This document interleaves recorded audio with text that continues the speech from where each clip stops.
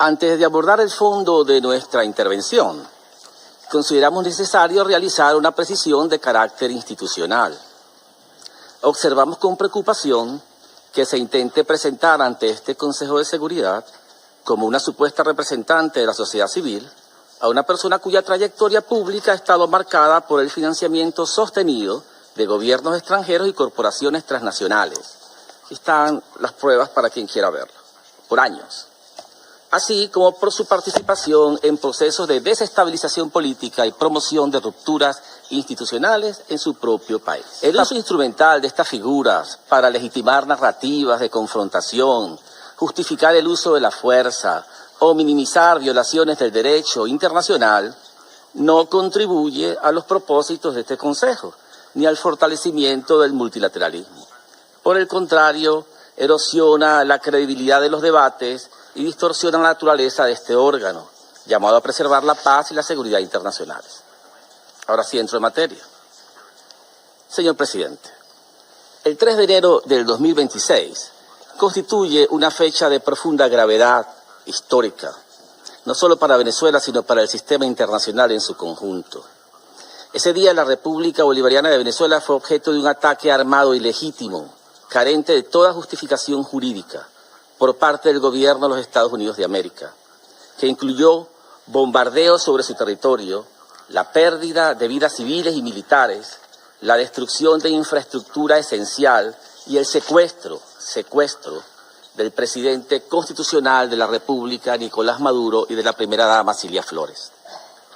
Venezuela comparece hoy ante este Consejo desde una convicción profunda. La paz internacional solo puede sostenerse si el derecho internacional es respetado, sin excepciones, sin dobles raseros y sin interpretaciones selectivas. Los hechos ocurridos el 3 de enero constituyen una violación flagrante de la Carta de las Naciones Unidas, cometida por el gobierno estadounidense. En particular, la violación del principio de igualdad soberana de los Estados, la violación de la prohibición absoluta del uso o la amenaza del uso de la fuerza contra la integridad territorial o la independencia política de cualquier Estado, consagrada en el artículo 2, numeral 4 de la Carta, y violación del deber de resolver las controversias por medios pacíficos. Asimismo, estos actos vulneran de manera grave los convenios de Ginebra y sus protocolos, al haberse producido ataques indiscriminados contra la población civil y bienes de carácter civil. Se ha violado también el derecho internacional de los derechos humanos, particularmente el derecho a la vida, a la integridad personal y a la seguridad. De especial gravedad es el secuestro del presidente de la República por parte del gobierno de los Estados Unidos de América, que constituye una transgresión directa de una norma esencial del orden jurídico internacional, cual es la inmunidad personal de los jefes de Estado en ejercicio. Esta inmunidad no es un privilegio individual, es una garantía institucional que protege la soberanía del Estado y la estabilidad del sistema internacional. Su desconocimiento no solo afecta a Venezuela, abre un precedente extremadamente peligroso para todos los estados representados en esta sala, independientemente de su tamaño, de su poder o de sus alianzas.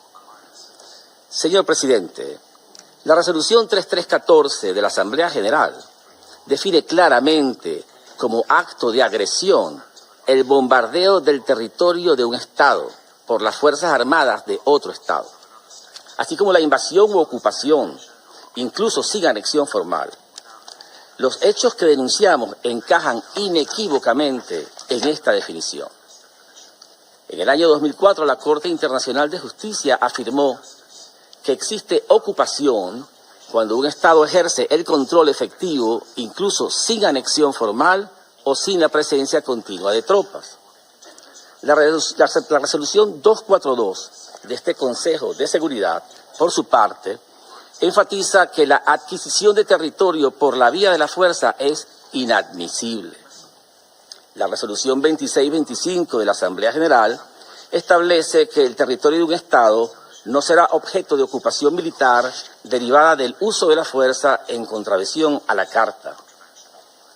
Permitir que tales actos queden sin respuesta efectiva equivale a normalizar la sustitución del derecho por la fuerza y a erosionar los fundamentos mismos del sistema de seguridad colectiva.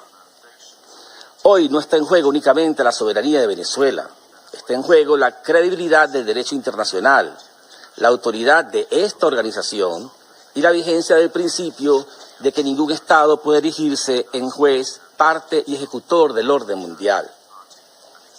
Señor presidente, no podemos ignorar un elemento central de esta agresión estadounidense.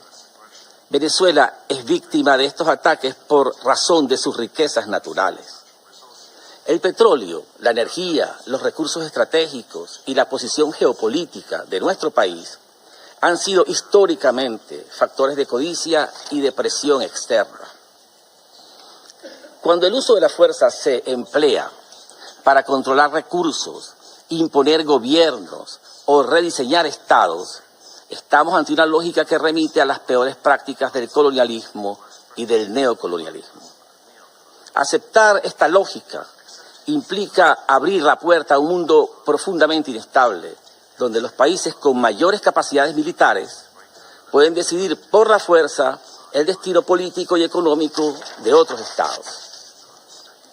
Ese escenario no amenaza solo a Venezuela, amenaza a la paz, a la seguridad internacionales en su conjunto. Si el secuestro de un jefe de Estado, el bombardeo de un país soberano y la amenaza abierta de nuevas acciones armadas, se toleran o se relativizan, el mensaje que se envía al mundo es devastador, que el derecho es opcional y que la fuerza es el verdadero árbitro de las relaciones internacionales. Venezuela cree firmemente en la diplomacia, en el diálogo y en la convivencia pacífica entre las naciones. Esta ha sido siempre nuestra posición histórica y lo sigue siendo hoy, incluso frente a una agresión de esta magnitud. Es precisamente esa vocación de paz la que fue violentada el pasado 3 de enero. Por ello, Venezuela exhorta a este Consejo de Seguridad a asumir plenamente su responsabilidad y actuar conforme al mandato que le confiere la Carta de las Naciones Unidas.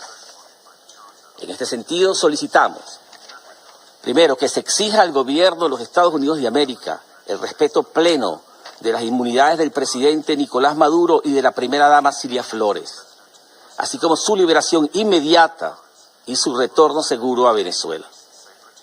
Segundo, que se condene de manera clara e inequívoca el uso de la fuerza contra la República Bolivariana de Venezuela.